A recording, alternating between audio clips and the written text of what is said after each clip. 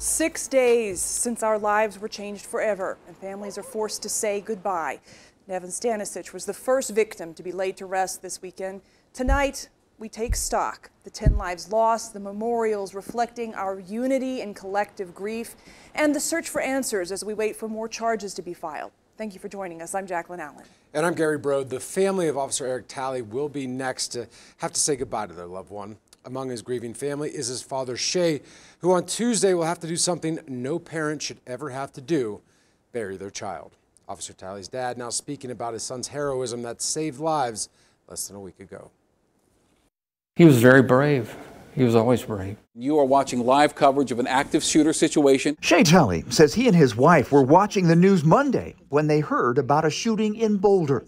We looked at each other and said, I hope Eric's not involved in that. A few minutes later, he got a phone call. Unable to get to his phone in time, he called back. My 16-year-old granddaughter answered. I said, what's going on? And she said, Dad's dead.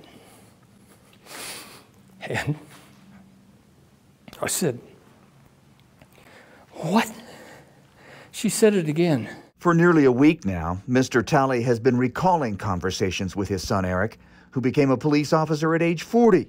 After learning that Eric rushed into the King Soopers to confront the gunman, one conversation stands out. He told me, I'm trained to wait for backup. But Papa, I don't think I can do that.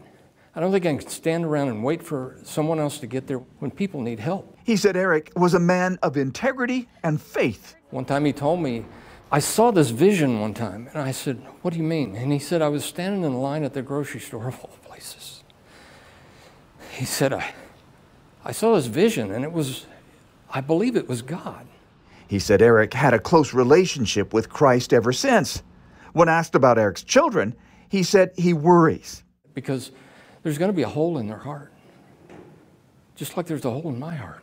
He says if Eric was known for anything, it was for doing the right thing. By running in there, he did the right thing.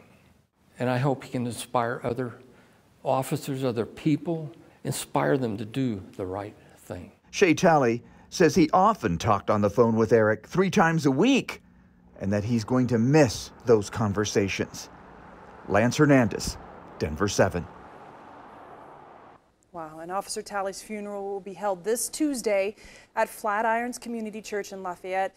You can pay your respects by watching online. Our Denver 7 coverage begins at 4:30 a.m. At 10, we will have special coverage of the procession and then the memorial service at 11. You can catch it all right here on Denver 7 or online on your Roku, Apple TV, Amazon Fire, or Android device.